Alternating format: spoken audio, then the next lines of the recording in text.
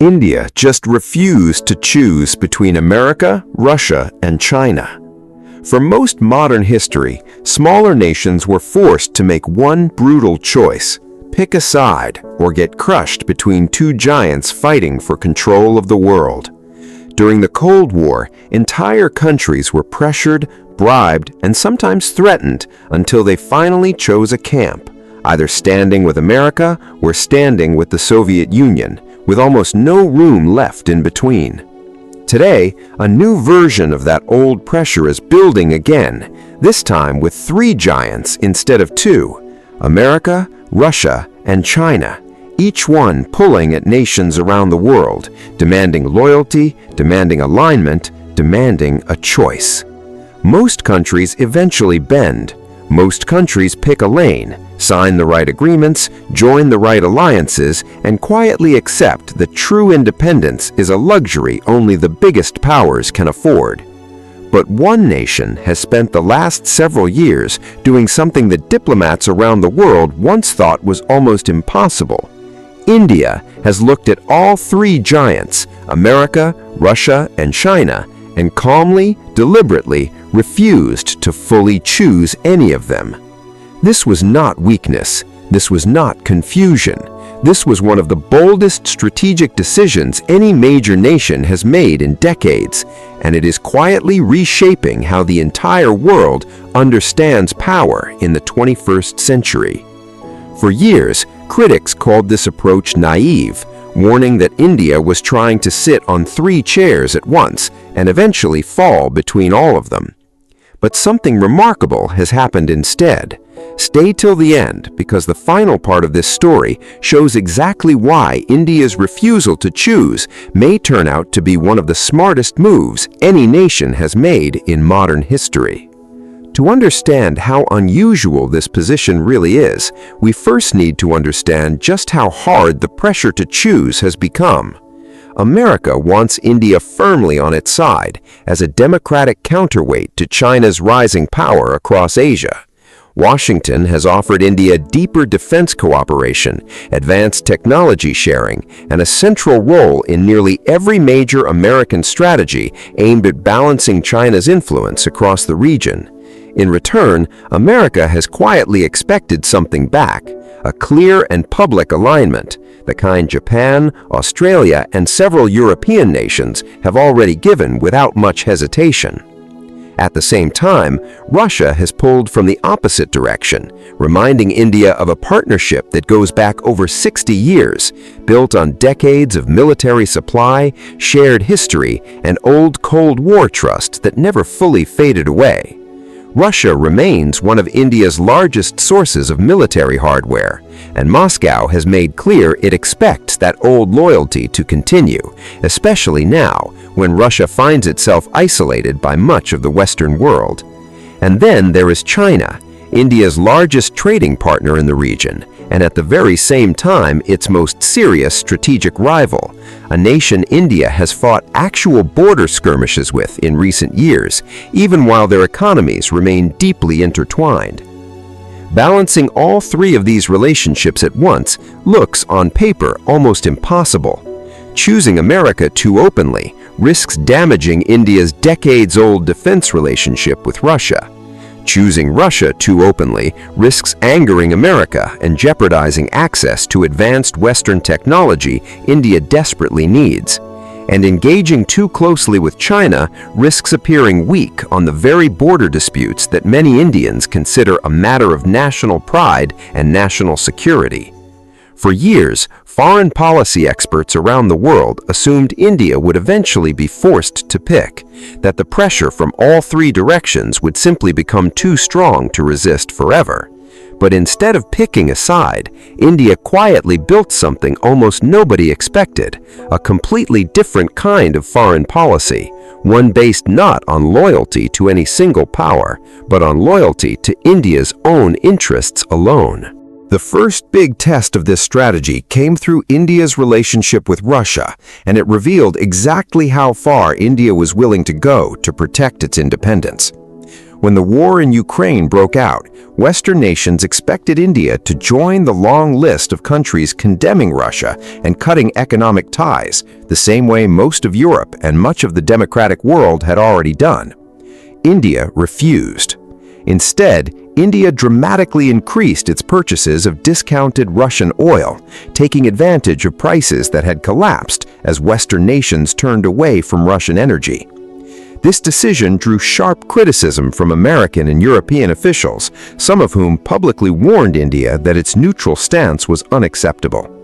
But India held firm, arguing calmly and consistently that its energy needs and its long-standing defense relationship with Russia could not simply be abandoned to satisfy pressure from Washington or Brussels. What surprised many observers was what happened next. Despite India's continued ties with Russia, America did not walk away. Defense deals continued moving forward. Technology partnerships kept expanding. Trade between India and America kept growing steadily, even as Indian ships kept carrying discounted Russian oil across the ocean. This was the first clear sign that India's strategy might actually work, that a nation important enough and valuable enough could refuse to fully comply with Western pressure and still keep the relationship intact. But that was only the first piece of the puzzle, because the second test came from an even more complicated direction: India's uneasy relationship with China. Despite deadly border clashes in recent years, and despite deep mutual distrust between the two nations, India has continued significant trade with China, refusing to fully sever economic ties even during periods of serious military tension. At the same time, India has steadily strengthened its defense partnerships with countries directly worried about China's rising power, joining security dialogues, conducting joint military exercises, and deepening ties with nations across the Indo-Pacific region who share India's concerns about Beijing's ambitions. This balancing act looked to many analysts deeply contradictory, trading heavily with a rival while simultaneously building military partnerships aimed at containing that same rival's influence. But India's leadership saw no contradiction at all. Economic ties with China served India's immediate economic interests, providing affordable goods and components that Indian industries genuinely needed. Security partnerships with America, Japan, and Australia served India's long-term strategic interests, protecting against a future where Chinese power might threaten India's own borders and regional influence. India refused to let one relationship dictate the terms of the other, treating economics and security as two separate conversations rather than one single unified alliance choice. This changed everything about how the region's other major powers had to think about India's role in the years ahead. The third test of this strategy involved something even more sensitive: defense purchases, an area where most nations feel enormous pressure to align completely with a single supplier and a single set of allies.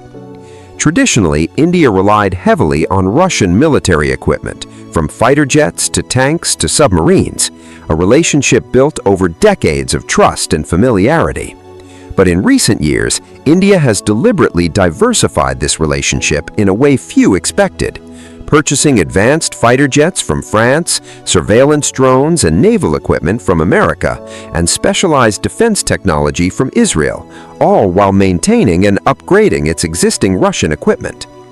This diversification served multiple purposes at once. It reduced India's vulnerability to relying too heavily on any single supplier, protecting against the kind of sudden supply disruption that has hurt other nations dependent on one dominant partner.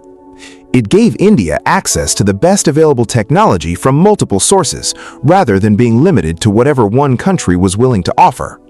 And, perhaps most importantly, it sent a clear message to all three major powers at once that India's defense relationships would be based on India's own needs and India's own judgment, not on loyalty owed to any single nation. Some of these deals frustrated Russia, which watched India's dependence on Russian weapon systems slowly decline over time. Some of these deals frustrated critics in Washington, who wanted India's defense purchases to align more completely with American systems and American strategic priorities. But India pressed forward anyway, treating its own defense needs as something too important to outsource to any single foreign relationship, no matter how old or how valuable that relationship had been in the past. But the true turning point, the one that ties this entire strategy together, came through India's role inside the world's major international groupings, a role that revealed exactly how deliberate and confident this balancing act had become. India sits inside the Quad, a security-focused group alongside America, Japan, and Australia, widely seen as a direct counterweight to China's growing influence across the Indo-Pacific region. At the very same time, India sits inside BRICS, a group that includes both Russia and China, originally built to represent an alternative to Western-dominated global institutions. Most nations would find it nearly impossible to maintain serious, active membership in both groups at once, given how directly their goals and their members' interests sometimes conflict. India does it anyway, attending Quad summits focused on countering Chinese influence, and then attending BRICS summits focused on building alternatives to Western economic dominance, sometimes within the very same month. Critics on all sides have accused India of playing both ends against the middle, trying to gain benefits from every direction while committing fully to none of them. India's response has been remarkably consistent, arguing openly that in a rapidly changing world, no single alliance structure fully represents India's complex and evolving national interests, and that India intends to engage with whichever partnerships serve those interests best, without feeling obligated to choose permanent loyalty to any single bloc. This is an extraordinarily confident position for any nation to take, and only a country large enough, important enough, and economically significant enough could realistically attempt it without being punished into compliance by the powers it refuses to fully align with. This strategy matters far beyond India's own borders, and this is exactly why the entire world is watching so closely. For decades, the international system operated on a fairly simple assumption that smaller and mid-sized nations would eventually align themselves clearly with one major power or another, creating predictable blocs and predictable alliances. India's refusal to follow this pattern is quietly forcing every major power to rethink how they approach diplomacy with rising nations across the world. America has had to accept that India will not always vote the way Washington prefers at the United Nations, and will not always condemn nations that America wants condemned. And yet, America continues investing heavily in the relationship anyway, because India's economic and strategic importance has become too significant to risk losing entirely. Russia has had to accept that India will keep buying advanced weapons from Western nations and deepening security ties with countries Moscow considers rivals. And yet, Russia continues supplying India with discounted energy and military technology anyway, because the relationship remains too valuable to abandon over disagreements. China has had to accept that India will keep strengthening military partnerships specifically designed to counter Chinese influence, even while trade between the two nations continues growing steadily year after year. No other nation on Earth currently occupies quite this same position, respected and courted by all three of the world's most powerful countries simultaneously, without being fully controlled by any of them. Why has India been able to pull this off when so many other nations have been forced into clearer alignment over the years? Part of the answer lies in India's sheer scale, a market of 1.4 billion people that no major power can afford to simply write off or ignore, no matter how frustrated they become with India's independent choices. Part of the answer lies in India's growing economic strength, now one of the largest economies on Earth, giving New Delhi leverage that smaller nations attempting similar balancing acts have never possessed.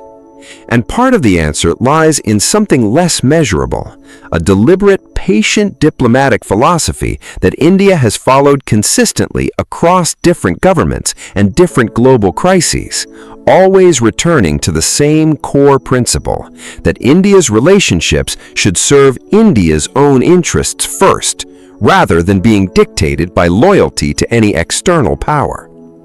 This is the same patient, independent thinking that has defined so many of India's other major decisions in recent years, from its careful approach to global trade agreements to its cautious, deliberate steps in international technology partnerships.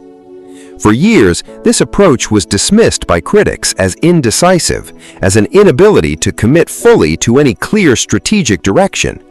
But as global tensions between America, Russia, and China continue rising, India's refusal to fully commit to any single side is increasingly being recognized not as weakness, but one of the most sophisticated diplomatic strategies practiced by any major nation today. This story is still unfolding, and nobody inside India's own foreign policy establishment pretends this balancing act will remain easy forever. Global tensions could rise sharply enough one day to force choices that are currently avoidable, and India's leadership knows this reality could arrive with little warning. Some relationships may eventually strain under pressure that India cannot fully control, no matter how carefully its diplomats manage each individual crisis as it emerges. But for now, something remarkable has already been proven in a way that changes how the world understands India's role on the global stage. India is no longer a nation waiting nervously to be told which side it belongs on. India is now a nation confident enough, important enough, and strategically skilled enough to engage seriously with America, Russia, and China all at once, extracting real value from each relationship while remaining fully controlled by none of them. The nation that critics once assumed would eventually be forced to choose, instead, quietly rewritten the rules of what independent global power can look like in the 21st century. And as the world grows more divided, more uncertain, and more dangerous with each passing year, India's calm refusal to pick a single side may end up being remembered not as indecision, but as one of the wisest strategic choices any rising power has made in modern history. India did not fail to choose a side. India chose itself.